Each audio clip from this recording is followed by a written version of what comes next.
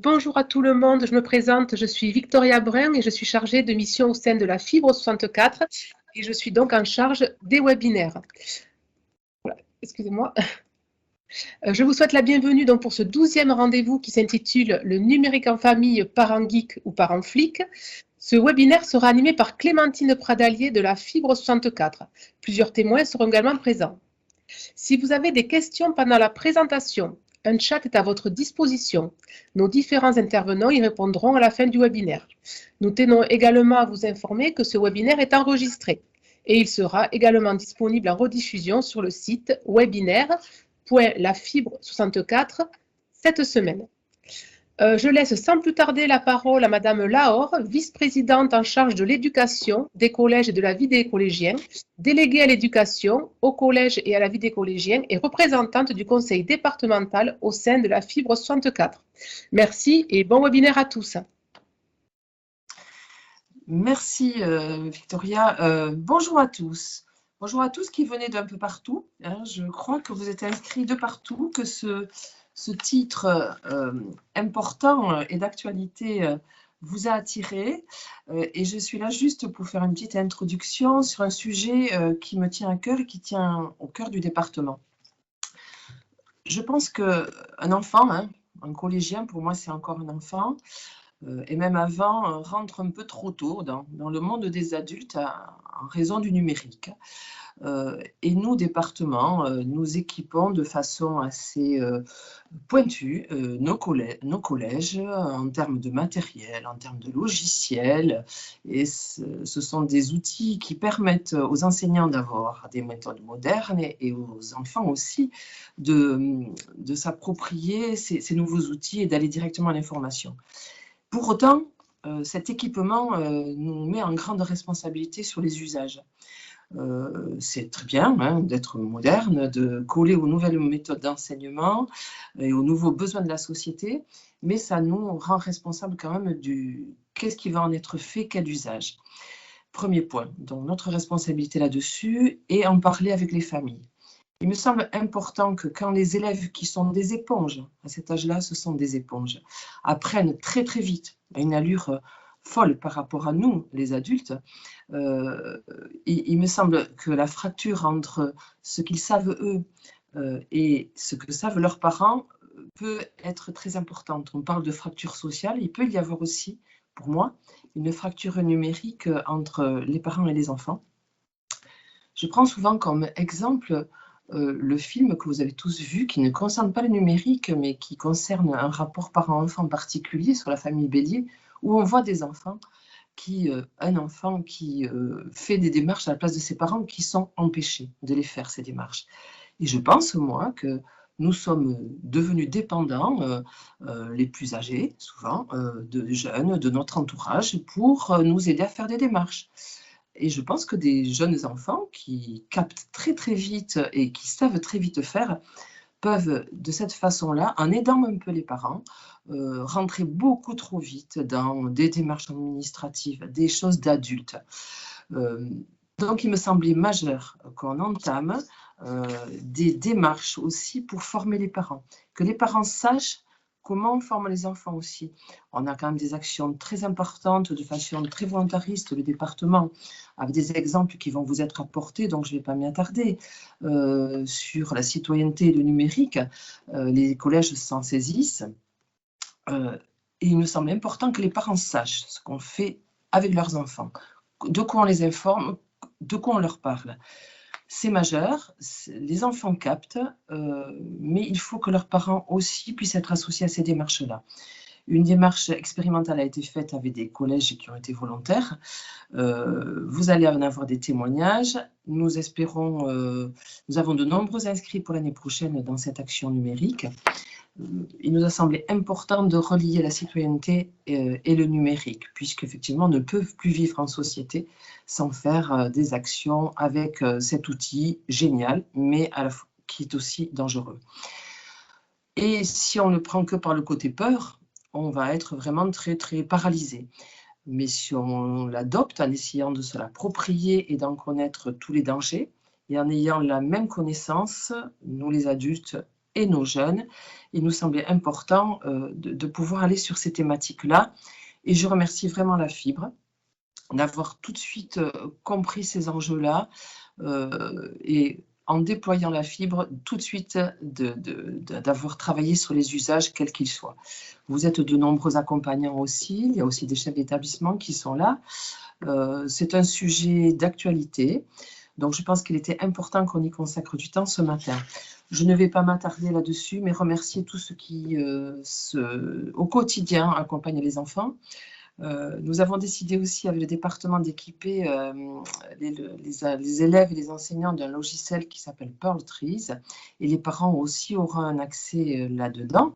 Donc on essaie vraiment d'associer les parents et les enfants, puisque pour nous c'est un tout. Un enfant, il ne se construit pas qu'à l'école ou dans sa famille, mais en lien, que les deux soient bien en lien. Voilà, les petits mots d'introduction pour vous souhaiter une belle matinée avec ce thème-là. Ce n'est qu'un début. Il débouchera aussi sur d'autres thématiques qu'on a l'intention d'aborder au département, notamment le harcèlement et le harcèlement numérique en fera partie, bien évidemment. Je souhaite à tous une belle matinée et de nombreux échanges après les intervenants que vous aurez dans quelques secondes. Bonne matinée à tous. Merci beaucoup, Madame Lahore, pour cette introduction. Donc, je suis Clémentine Prédalier, chargée de mission numérique éducatif à la Fibre 64. Je vais animer ce webinaire qui, pour rappel, est à destination donc, des élus, des agents territoriaux et des professionnels de l'éducation. Durant 1 heure, nous allons nous attarder sur 3 parties. Donc, la première concerne les ateliers de médiation numérique qui sont proposés à destination des parents. Seconde partie, nous exposerons les interventions de sensibilisation que nous proposons directement auprès des collégiens. Et le dernier temps sera consacré à des échanges, donc à des questions ou également des témoignages. Pendant ce webinaire, nous aurons la participation donc, de Laurence Magnaudet, qui est intervenante médiatrice numérique, et de Simon Kansara, qui est lui aussi intervenant.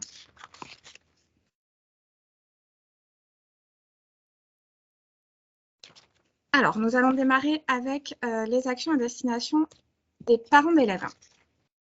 Donc, durant l'année scolaire qui est en train de se terminer, nous avons mené sur commande du département des Pyrénées-Atlantiques une expérimentation. Donc, cette expérimentation a été coordonnée par la Fibre 64 et l'animation a été confiée à Laurence Magnaudet, qui est notre partenaire sur différentes actions. L'objectif était de proposer des temps de médiation numérique en présentiel à destination des parents d'élèves sur 2 sujets.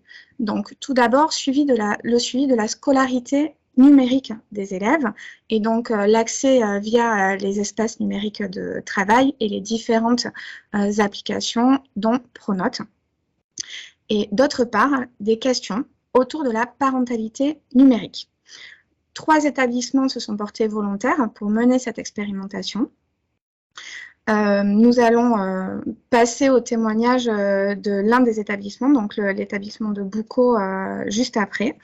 La posture qui a été choisie, c'est vraiment celle de l'accompagnement des parents, sans les critiquer ni les juger. C'est une action qui se mène en continuité avec l'action de sensibilisation en classe. Il était donc important pour nous qu'il y ait une même posture pédagogique. Donc, nous allons proposer cette action aux établissements qui sont inscrits à l'action citoyenneté numérique à partir de la rentrée de septembre. Et je laisse la parole à Laurence Magnaudet.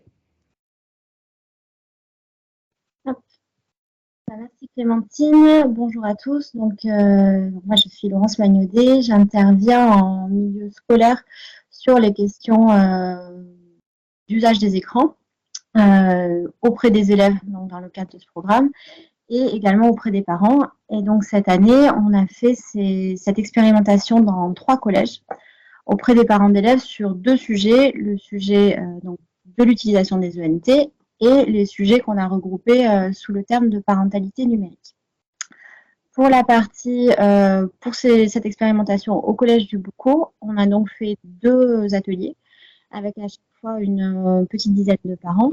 Et je suis également intervenue auprès des collégiens entre ces deux ateliers. Donc, il y avait la partie élèves et la partie parents à peu près en même temps. Sur les ateliers parents, les profils des personnes étaient assez différents. En fait, on avait des personnes qui étaient très utilisatrices du numérique, utilisateurs avertis, qui l'utilisent dans le cadre professionnel, mais qui avaient vraiment des questions par rapport à la maîtrise de la place des écrans dans leur vie de famille et dans leur vie personnelle. Et on avait de l'autre côté des parents qui étaient peu utilisateurs, voire non utilisateurs, on en a eu un, du numérique, et donc qui étaient assez démunis sur la partie usage, que ce soit pour l'UNT ou pour la partie usage récréatif du numérique par les enfants. Du coup, la première chose qui était intéressante sur ces actions, c'était de créer un temps d'échange. C'était aussi un objectif de créer un temps d'échange entre les parents avec ces profils très différents et ces réalités assez différentes. On avait des parents aussi qui étaient complètement dans le contrôle. Sur une partie, il faut maîtriser complètement les usages des enfants, et d'autres parents qui étaient plutôt défaitistes. Sur une partie, de toute façon, ils savent mieux s'en servir que nous et on ne peut pas maîtriser ce qu'ils en font. Donc vraiment des points de vue très différents. Et la première chose qui a été intéressante, c'était de créer un espace d'échange entre ces parents pour, d'une part, se rendre compte que les problématiques, elles s'appliquent à tous, quel que soit le niveau de connaissance, quel que soit le niveau d'équipement, tout ça. D'autre part, que chacun fait comme il peut. Et c'était intéressant de créer un climat d'échange déculpabilisant sur ça. Et puis ensuite de voir ce qui peut être mis en place dans chaque famille. Sur les interventions, donc elles étaient divisées en deux parties. Une première partie sur l'ENT et une seconde partie sur la parentalité numérique. La plupart des personnes étaient intéressées plutôt par la partie parentalité numérique au Collège du Boucau. Et on avait quelques personnes qui étaient venues vraiment pour l'ENT parce qu'elles étaient non utilisatrices. Sur la partie ENT, l'idée c'était donc de voir ce qu'on peut faire et comment on peut le faire. Et c'était intéressant de voir que même des parents utilisateurs, en fait, ne connaissaient pas certaines choses, notamment les différences de ce qu'on peut faire entre les comptes élèves et parents. Donc c'était quand même aussi utile pour ces personnes. Sur la partie parentalité numérique, on aborde 3 sujets. Donc le premier, c'est le temps d'écran. Le second, c'est la question des contenus, contenus choquants, mauvaises rencontres et la question de la liberté d'expression sur Internet. Et troisième sujet, les réseaux sociaux, les accès et les usages qu'on peut en faire. Sur ces 3 sujets, donc, à chaque fois, c'était abordé de 2 façons. Il y a une première partie sur l'échange qu'il faut avoir dans les familles sur ces sujets-là, et une deuxième partie sur les réglages, les outils, les solutions techniques et les ressources qui existent là-dessus. J'ai à chaque fois divisé l'intervention avec ces 2 aspects parce qu'on s'est rendu compte au fur et à mesure que les parents étaient très très en demande de solutions techniques, en fait, d'avoir un peu la solution magique à ces questions qui n'existent pas. Et c'était important de reposer le fait que toutes ces solutions, elles existent, de les leur montrer, d'apporter ces ressources, mais de parler avant de tous les échanges qu'il doit y avoir avant de mettre la solution, ou en tout cas en les mettant en place. Donc à chaque fois, tous les sujets ont été abordés sous les 2 aspects. Et ce qui était aussi intéressant, c'était de voir que les parents étaient très en demande d'un cadre extérieur qui soit posé soit par l'établissement, soit plus globalement par la société sur qu'est-ce qu'il faut faire avec les écrans, qu'est-ce qu'il y a de bien à faire, quelles sont les règles à respecter, quel est le temps parfait, tout ça. Sachant que nous, ce qu'on peut voir dans nos actions, c'est que la seule règle aujourd'hui qui existe, c'est sur les âges d'accès au numérique. Et ce qu'on constate avec les élèves, c'est que ces âges-là, ils sont pas spécialement respectés. C'est ce qu'on verra après, je crois, avec le retour sur les sondages de l'établissement. Mais on voit que les élèves, quand on intervient en 6e, il y a déjà un grand nombre qui sont inscrits sur les réseaux sociaux.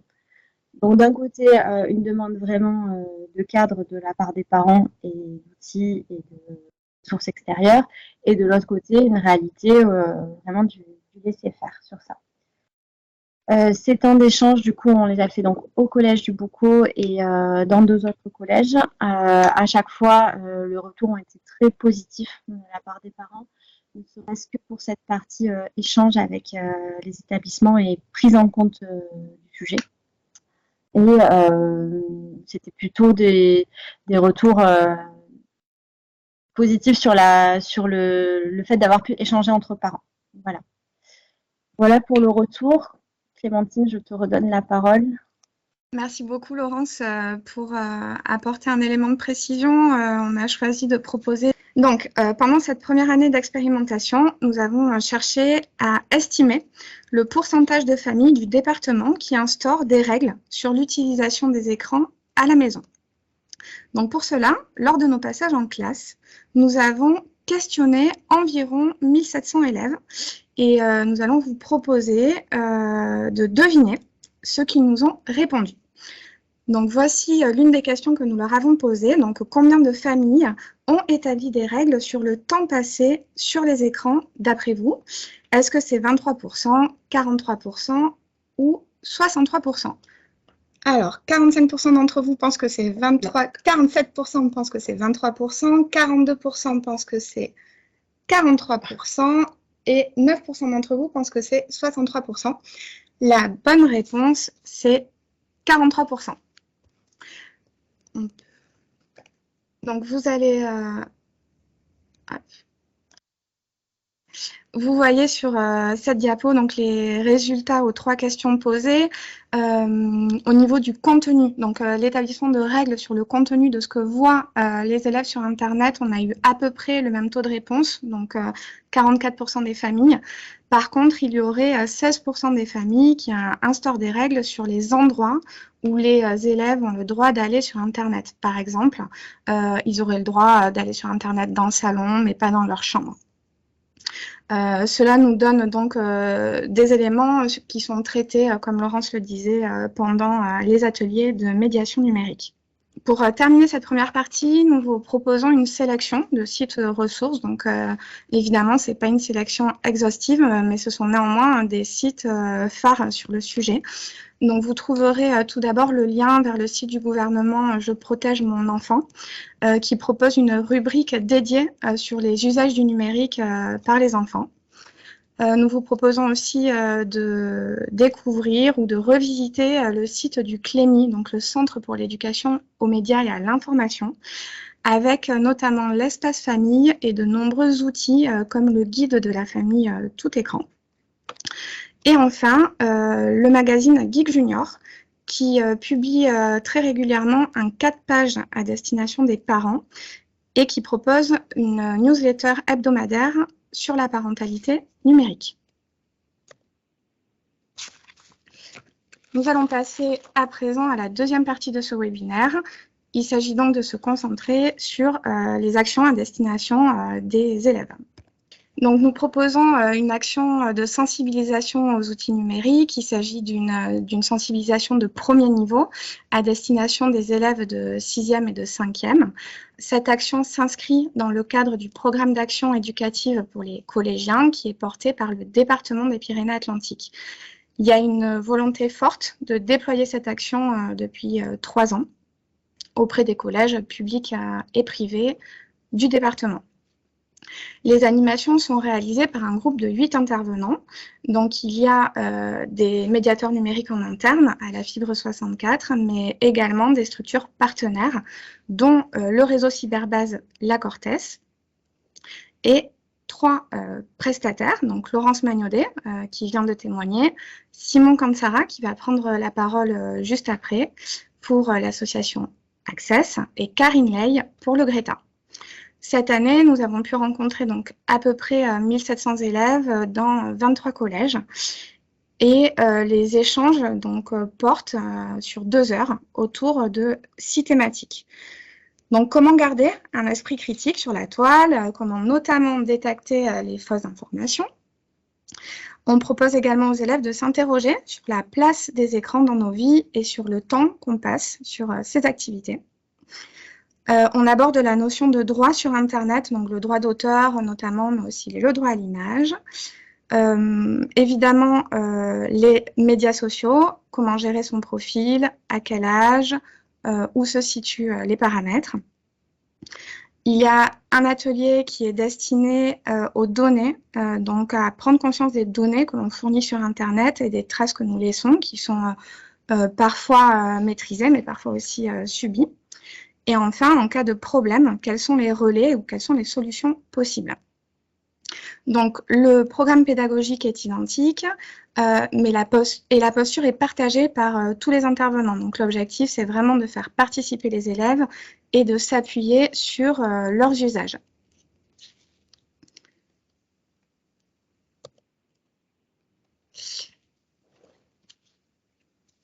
Alors, lors de ce travail de sensibilisation, donc nous questionnons les élèves autour de différentes pratiques.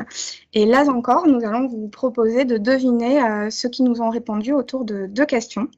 Donc, d'après vous, quels sont les trois médias sociaux qui sont le plus utilisés par les élèves de 6e et 5e? Donc, nous vous proposons 5 options: Snapchat, Instagram, TikTok, Facebook et Twitch. Donc, vous avez répondu, d'après vous, les 3 les plus utilisés seraient TikTok, Snapchat et Instagram. Nous allons passer de suite à la 2e question.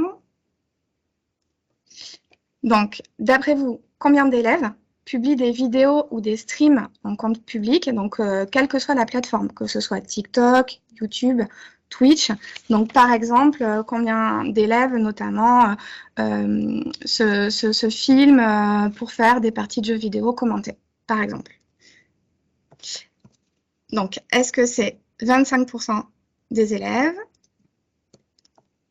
ou 35% des élèves, ou 45% des élèves? À vous de voter. La plupart d'entre vous pensent que c'est 45%. Donc, je vous propose de découvrir ensemble les résultats. Donc, concernant les réseaux sociaux, le réseau social le plus utilisé par les élèves est Snapchat, avec 59%. Juste derrière, nous avons YouTube avec 57%, puis TikTok avec 49%. Nous avons noté sur TikTok une augmentation vraiment massive depuis 4 ans avec plus 17%. Donc, c'est vraiment une distinction sur ce réseau-là par rapport aux autres. Et par rapport à la diffusion, donc en compte public de vidéos ou de streams, le résultat, c'est 1/4 des élèves.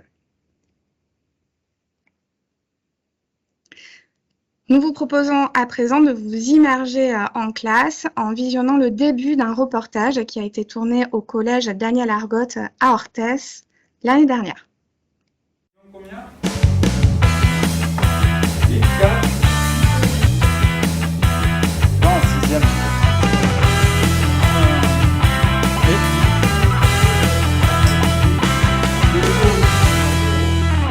KF.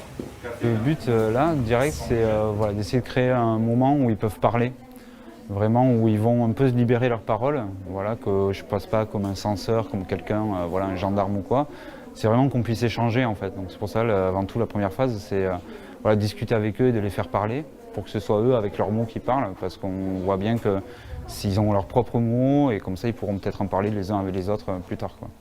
Avant de commencer, moi, je vais vous demander, j'ai besoin de savoir un petit peu quels outils vous avez. L'image de mots, c'est un peu pour voir sur quoi ils sont, qu'est-ce qu'ils font principalement, est-ce que c'est du jeu, est-ce que c'est des réseaux. Puis comme ça, nous, ça nous fait un petit panel et on voit vers où on peut aller, vers quoi il faut aussi plus intervenir. Et puis comme je l'ai dit, ça fait poser aussi leurs mots et ça leur fait voir aussi entre eux qui fait quoi et qui ne sont pas tout seuls à utiliser les réseaux, qui ne sont pas tout seuls à faire des jeux vidéo, etc. Donc c'est intéressant aussi qu'ils voient un peu les autres parce qu'ils n'en parlent pas forcément, mais que toute la classe voit qu'est-ce qu'ils font et ça crée un petit moment sympa de convivialité. Sur généralisation, il commence comme ça. Il commence par « ceci est un contrat ». Est-ce que vous passez des contrats dans la vraie vie? On fait un faux formulaire papier qu'on leur distribue. On va leur demander leur nom, leur prénom, leur adresse, mais aussi leur mot de passe principal, les lieux où ils vont, toutes les données en fait qu'ils pourraient laisser sur Internet. Et le fait que ce soit en papier, généralement ils le remplissent assez bien. Et le but du jeu, c'est leur montrer qu'ils vont me donner un formulaire avec plein de données et qu'ils font la même chose quand ils s'inscrivent ou quand ils utilisent, que ce soit les réseaux ou Internet. Et donc de venir là-dessus, de dire quelles sont les données qu'on doit absolument laisser, quelles sont celles qu'on peut cacher ou qu'on peut éviter de dire. Et on aborde aussi la confiance, parce que s'ils me le donnent, c'est aussi qu'ils ont confiance en moi parce que j'interviens dans le collège. Mais est-ce qu'ils le donneraient et quelles sont les personnes de confiance à qui ils peuvent faire confiance sur Internet? Ce qu'on voit dans les interventions qu'on réalise, c'est en effet quand on leur demande sur quel réseau ils sont, à quel âge ils se sont inscrits, on se rend compte que finalement on est en 6e, ils ont à peu près 11 ans et ils sont déjà, on va dire, 70 à 80% sur les réseaux, que ce soit sur un ou plusieurs. Et quand on leur demande leur âge, on arrive sur des choses où il y en a qui sont inscrits dès 8 ans. Et ils sont tous inscrits, tous ceux qui sont inscrits, ils ont 11 ans, alors que pourtant l'âge c'est 13 ans normalement d'inscription. Donc on voit bien qu'ils sont inscrits, qu'ils n'ont pas l'âge, qu'ils ont menti, et pourtant qu'ils sont conscients de ce qu'ils peuvent trouver de choquant. Quand on leur demande pourquoi d'après vous à 13 ans, pourquoi c'est 13 ans, ils nous disent tous parce qu'il y a des contenus qui ne sont pas appropriés. Et pourtant ça ne les dérange pas. Donc c'est là, ils en sont conscients quand même de pourquoi il faut avoir 13 ans. Mais ils ont des contenus aussi qui peuvent ne pas être appropriés. Donc ça c'est un peu dérangeant des fois, de voir des jeunes en dessous de 13 ans, et quand on les interroge même, est-ce qu'ils l'ont fait avec les parents, beaucoup nous disent qu'ils l'ont fait avec les parents aussi. Donc c'est aussi s'interroger sur pourquoi il y a cette limite d'âge, pourquoi il ne faudrait pas y aller. Ceux qui ne sont pas d'accord, ils vont ici. Donc on va poursuivre avec le témoignage de Simon Kansara qui lui aussi intervient en classe, qui est notre partenaire depuis 3 ans sur cette action-là. Donc Simon, si tu es connecté, oui. Je te laisse la parole. Oui, bonjour à toutes et à tous. Donc je suis Simon Kansara et j'interviens donc dans les collèges depuis 3 ans. Du coup, pour témoigner un petit peu de comment ça se passe, parce qu'on n'a pas pu voir, la vidéo en entier. Donc l'idée, c'est que tous les participants, tous les intervenants, on partage une même posture qui est une posture très participative. L'idée, c'est que les élèves puissent prendre la parole et de notre expérience, ils l'apprennent parce que on s'aperçoit que c'est un sujet dont ils ont envie de parler. Et notre position est assez confortable pour faire émerger cette parole parce qu'on n'a pas de position d'autorité, on n'est pas des professeurs, il n'y aura pas de conséquences sur ce qu'ils peuvent nous dire, on n'est pas des gendarmes non plus, et on reste des adultes qui pouvons leur apporter un point de vue d'adulte tout en pouvant entendre leur point de vue d'adolescent qui n'est pas tout le temps forcément entendable à la maison, ou en tout cas avec des personnes qui ont la responsabilité de leur mettre des règles sur les écrans, par exemple.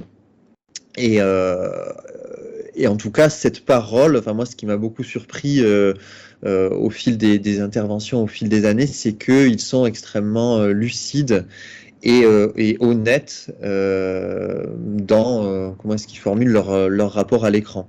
C'est-à-dire qu'ils ont tout à fait conscience de la place que l'écran occupe dans leur vie, que c'est une place très importante dans le sens où elle prend beaucoup de place, et ils en sont pas forcément satisfaits. Ils n'en sont pas forcément satisfaits parce qu'ils ont un œil assez critique aussi sur l'usage que les adultes peuvent faire des écrans. Ça, c'est vraiment quelque chose qui revient tout le temps. Et moi, je finis par conclure, c'est compliqué de leur demander de respecter des règles que les adultes ne s'imposent pas eux-mêmes. Et du coup, dans ces prises de parole, ils font aussi des propositions sur comment ça pourrait fonctionner l'écran à la maison. Donc, je pense que c'est aussi le sens que prennent ces interventions vers aussi pouvoir toucher les parents. pour que la place de l'écran à la maison en fait devienne un sujet, que ça soit plus simplement un sujet de crispation, mais que ça soit un sujet de discussion et de tous prendre acte que l'écran c'est compliqué de gérer le temps qu'on y passe, c'est compliqué de lui donner sa juste place et sur ça ils sont très volontaires et très lucides. Donc Clémentine elle a récapitulé un petit peu tous les sujets, donc je ne vais pas forcément rentrer dans le détail, mais effectivement on parle du temps qu'on y passe, des conséquences que ça peut avoir sur le sommeil, sur les interactions avec les autres et sur le rapport à soi, c'est-à-dire est-ce que ça me convient de passer beaucoup de temps sur l'écran, ou est-ce que ça me convient d'avoir des règles et de ne pas passer autant de temps que j'aimerais. En tout cas, cette discussion-là, je m'aperçois qu'ils sont tout à fait prêts à l'avoir. Et moi, ça a beaucoup changé mon regard que je pouvais avoir sur eux. Souvent, on a le cliché qu'on a, c'est que l'adolescent, il veut pas lâcher son écran et que c'est impossible de lui faire changer d'avis. Alors, je sais pas si c'est possible de lui faire changer d'avis. Moi, je suis pas parent d'adolescent, mais en tout cas, c'est possible d'avoir cette discussion avec eux à partir du moment où en fait tout le monde est prêt à la maison à questionner son rapport à l'écran. Alors évidemment, on est très clair avec eux là-dessus. Ce sont les adultes qui posent les règles à la maison, et parfois les adultes, notamment depuis les confinements, le télétravail s'est développé et ils sont beaucoup sur l'écran, parce que c'est aussi une critique que les enfants font sur les adultes. Oui, ils sont toujours sur l'écran toute la journée. Alors certes, mais parfois c'est pour travailler, il y a des bonnes raisons, et ça on peut pas le questionner. Par contre, dans les temps de convivialité, voilà, c'est une discussion qu'on les encourage, enfin en tout cas je les encourage à avoir avec leurs parents. Comment est-ce qu'on peut faire pour retrouver des temps où on interagit sans écran, et sur ça ils sont très demandeurs. Donc la citoyenneté numérique, ça recouvre pas mal de sujets. Voilà, alors pour moi le premier que j'aborde avec eux, c'est vraiment le rapport à soi, et puis ensuite il y a aussi le rapport aux autres. Comment est-ce qu'on interagit avec les autres dans le cyberespace. Donc là on va parler de droit à l'image, de droit d'auteur, mais avant tout à quel âge en fait, à quel âge est-ce que c'est notamment les réseaux sociaux, à quel âge est-ce qu'on est autorisé à aller sur les réseaux sociaux. Donc c'est 13 ans, et bien souvent voilà, c'est très très rare qu'on ait des collégiens de moins de 13 ans en 6e, 5e, il y a certains qui ont redoublé en 5e, donc il peut y en avoir dans les classes, mais c'est vraiment minoritaire, et par rapport au sondage qu'on vient de voir, donc il y a 60% je crois qui sont sur Snapchat, donc ils sont pas dans les clous de la loi. Donc on fait un petit rappel là-dessus, mais c'est pas simplement pour faire le gendarme, c'est pour qu'ils se posent la question pourquoi est-ce qu'il y a cet âge limite, et les amener à s'interroger sur quelles sont les conditions nécessaires pour qu'ils soient en sécurité sur les réseaux sociaux. Donc voilà, c'est là où on peut parler de cyberharcèlement, de droit à l'image, de droit d'auteur, de comptes privés et publics. Même si ça, je trouve que ces 2 dernières années, c'est des notions qu'ils commencent à avoir déjà, même avant qu'on en parle. Mais derrière, c'est comment est-ce qu'on protège son compte, et comment est-ce qu'on prend en main sa vie numérique, notamment à travers les paramètres. Parce que souvent on peut penser, c'est un autre cliché qu'on peut avoir, que les adolescents seraient plus compétents en numérique. Alors certes, sur leurs applications, c'est sûr qu'ils vont mieux savoir se servir de Snapchat que moi, peut-être pour obtenir je sais pas, de la popularité ou des vues ou des flammes, mais par contre, c'est pas pour ça qu'ils connaissent comment ça fonctionne derrière. Et ça, c'est un sujet qui me semble important à aborder avec eux pour qu'ils soient des citoyens numériques, c'est leur faire prendre conscience que c'est pas magique, et que c'est pas parce que les applications sont faciles à utiliser qu'ils comprennent comment elles fonctionnent. Donc voilà, ça c'est un deuxième aspect. Donc là on va parler des paramètres, on les encourage à aller voir dans les paramètres, et même s'ils ne comprennent pas tout, c'est comme ça qu'on se fait une culture du numérique. Et aussi on essaie de s'interroger sur comment ça fonctionne comment ça fonctionne Internet. Alors, moi, en intervention, ce que je fais, c'est que je leur fais faire le trajet d'un mail depuis l'ordinateur d'une personne jusqu'au téléphone portable d'une autre, et on passe par tous les câbles, toutes les ondes, tous les serveurs. Donc ça nous permet de faire un petit peu de vocabulaire, mais ça permet aussi de comprendre que le numérique, c'est pas quelque chose de magique, et que ça a une existence physique. Et à partir de là, ça nous permet d'aborder certaines notions comme si une information a une existence physique dans un serveur, ça veut dire que quand j'envoie une photo, elle est quelque part, et que potentiellement, elle peut être vue, elle peut être étudiée, elle peut être utilisée. Du coup, on parle des données personnelles. On parle des données personnelles et du coup des conséquences que ça peut avoir sur chaque fois qu'il poste quelque chose, que ce soit une photo, un commentaire ou autre. Et du coup, on va voir les conditions d'utilisation. Que disent les réseaux sociaux sur la façon qu'on a de les utiliser? Qu'est-ce qu'ils nous disent quand on envoie une photo? Qu'est-ce qu'ils en font? Et ça les intéresse. Il y a des bonnes ressources qui permettent de vulgariser ça. Et souvent, ils sont en fait étonnés et assez scandalisés. Ils sont assez scandalisés, et ils trouvent ça pas normal. Et ça, on sent que ça amorce une prise de conscience sur leurs usages. Alors quand ça fonctionne, on se dit que ces interventions sont vraiment utiles et importantes. Et quand ils en ressortent en se disant je vais regarder mes paramètres de mon compte Snapchat, on se dit qu'on a un petit peu avancé. Et le dernier, voilà, un des autres sujets importants, surtout ces derniers temps, c'est comment est-ce qu'on peut essayer de voir qu'est-ce qui est vrai de ce qui est faux. Alors ça, c'est un travail qu'on fait avec eux, mais qui pourrait être étendu aussi aux adultes et à soi-même, parce que c'est toujours très difficile quand on est bombardé d'informations, d'arriver à prendre le temps de vérifier chaque info qu'on reçoit. Mais en tout cas, on essaie de voir avec eux quelles images ils peuvent se faire pour se représenter. Qu'est-ce que c'est une source? Qu'est-ce que c'est une chaîne de confiance? Comment est-ce que je peux faire confiance à une source d'information plutôt qu'à une autre? Et sur ça aussi, moi je trouve qu'effectivement à leur âge, ils apprennent très vite. Et même si 2 heures c'est très court,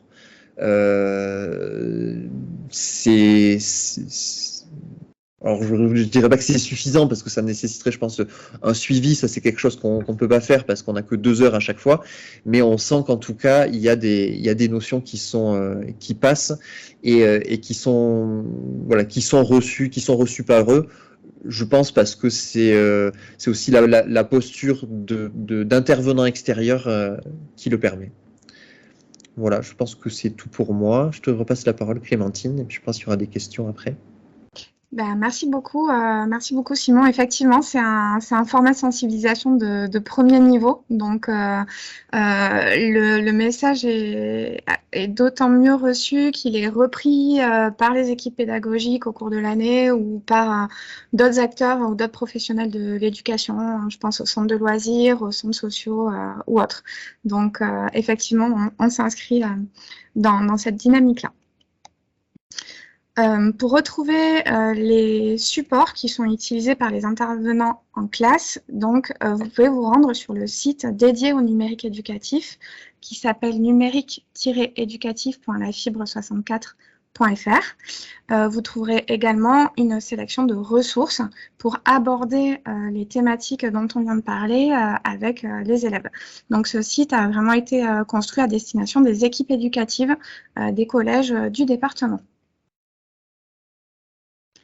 Donc, nous allons à présent passer sur la dernière partie. Donc, ce qu'on vous propose, c'est d'échanger, donc soit de répondre à vos questions si vous en avez, soit de témoigner d'autres actions ou d'autres projets que vous menez au sein de vos structures sur le sujet de la citoyenneté, que ce soit auprès des parents ou auprès des élèves. Merci Clémentine et merci à tous pour ces échanges. Donc, quelques questions qui nous sont parvenues. Donc, première question, voilà, nous avons un collège privé sur la commune. Est-ce qu'on peut bénéficier aussi de ces interventions? Alors oui, tout à fait. Les actions de citoyenneté numérique sont ouvertes aux collèges publics et privés et pris en charge par le département. Ok. Est-ce que des enseignants, des infirmiers, des surveillants peuvent assister aux interventions ou est-ce que c'est vraiment destiné qu'aux élèves et vraiment il n'y a que des élèves? Au contraire, en fait, on est vraiment ouvert. L'objet, c'est vraiment donc de sensibiliser les élèves, mais aussi d'apporter des connaissances auprès des équipes éducatives. Donc, vous pouvez tout à fait convier les équipes pédagogiques lors des interventions en classe. Alors, est-ce qu'il serait intéressant, selon vous, de suivre les mêmes élèves sur la période du collège afin de connaître l'impact des interventions sur leur pratique? De suivre les mêmes élèves sur la période du collège. C'est-à-dire, on les a vus en 5e, on les voit en 4e, 3e. Est-ce que par rapport à ceux qui n'ont pas suivi cette intervention, il y a eu un impact réel sur... Bien sûr, ce serait intéressant de les suivre. Et en fait, ça touche à la question de l'évaluation de ces actions de sensibilisation qui est une question entière. Pour l'instant, nous, ce qu'on propose, c'est un retour en fin d'intervention pour savoir ce qui les a le plus interpellés, ce qu'ils ont le plus retenu. Et on propose également aux classes de nous envoyer un courrier avant la période de vacances scolaires prochaine, ce qui permet d'avoir un retour, on va dire, toujours à court terme, mais un peu décalé. Mais effectivement, ce serait intéressant d'avoir ce suivi sur plusieurs années. Est-ce que des promeneurs du net agissent durant ces interventions? Alors non, les promeneurs du net, donc c'est un autre dispositif d'accompagnement avec notamment Aduenia, que certains d'entre vous connaissent peut-être sur la côte basque qui est impliquée. Là, c'est vraiment deux dispositifs différents. Nous, on agit vraiment en prévention sur de l'explication de comment fonctionne le numérique et comment on peut s'en servir. Les promeneurs du net, c'est une autre approche. Ils vont être présents sur les réseaux ou en relais sur des situations concrètes auprès des élèves. Donc, on est vraiment sur deux dispositifs différents. Alors, nous avons une question au tout début. Alors, je pense que c'est quand Madame Lahore a parlé d'un logiciel qui était utilisé dans les collèges. Peut-être, est-ce que vous pourriez nous préciser ce nom de logiciel et à quoi il consiste? Oui, est-ce que... Je pense que c'était Pearl-Trees. Pearl-Trees, oui. Donc, Pearl-Trees, je ne sais pas si Madame Lahore souhaite répondre directement. Non. Donc, Pearl-Trees, c'est un logiciel à destination des élèves et des enseignants qui permet donc aux enseignants et aux élèves de partager du contenu. Donc, ça peut être des éléments de cours, mais également des devoirs. Ça fonctionne sous format de perles, donc de bulles, et donc du contenu peut être injecté dans ces bulles et partagé entre plusieurs classes, entre plusieurs élèves, entre les élèves et les enseignants. Et donc en fait, c'est une solution qui est financée par le département et qui est déployée dans tous les collèges publics qui le souhaitent du département. Est-ce que vous abordez avec les élèves les phénomènes de harcèlement sur les réseaux? Alors oui, mais alors là, je vais peut-être laisser la parole à Laurence ou Simon, si l'un d'entre vous veut répondre à la question. Oui, alors on les aborde, mais ça c'est ce qu'on dit aussi au personnel de l'établissement, on n'est pas spécialiste. C'est-à-dire qu'on va pouvoir, on a quelques clés pour parler de harcèlement en général et de cyberharcèlement en particulier, mais en tout cas, s'il y a un cas dans la classe, par exemple, ou dans le collège, on n'est pas en mesure de l'accompagner.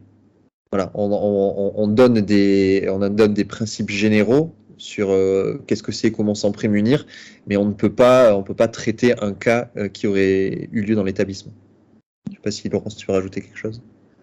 Oui, l'idée c'est quand même de leur donner un cadre global et de les amener à réfléchir sur la façon dont ça peut se présenter à eux. Et je sais que dans les interventions, moi je leur montre une situation fictive de cyberharcèlement et leur dire qu'ils peuvent avoir 3 rôles, victime, de témoin ou de harceleur, et les inviter sans parler d'un cas en particulier, se dire comment est-ce que je peux agir quand je suis dans une situation, quel que soit mon rôle. Quand même de les faire réfléchir là-dessus, mais c'est vrai qu'on ne traite pas une situation en particulier. Ça arrive qu'il y en ait qui sortent dans les interventions. Dans ce cas-là, on fait le relais avec l'équipe éducative pour que ça soit traité en dehors des interventions. Exactement, nous on a vraiment un profil de médiateur numérique, donc pour ce qui est de l'accompagnement de cas concrets, on passe le relais à des professionnels qui sont formés pour accompagner les élèves sur ces sujets-là. Est-ce qu'il y a d'autres Alors, s'il y a quelqu'un qui souhaite témoigner, peut-être vous pouvez également lever la main, vous ouvrira les micros. Ah oui, alors, donc Yann, je vous ouvre le micro. Voilà, normalement, vous pouvez ouvrir votre micro et voilà, et témoigner. Donc, bonjour à tous. Donc, je me présente, Yann, donc animateur cyberbase sur l'espace socioculturel municipal.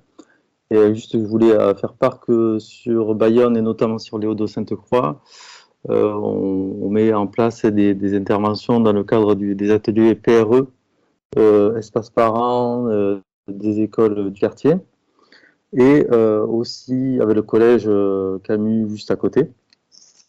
Donc, on propose des interventions, des temps de parole avec les parents, justement pour répondre un petit peu à leurs préoccupations.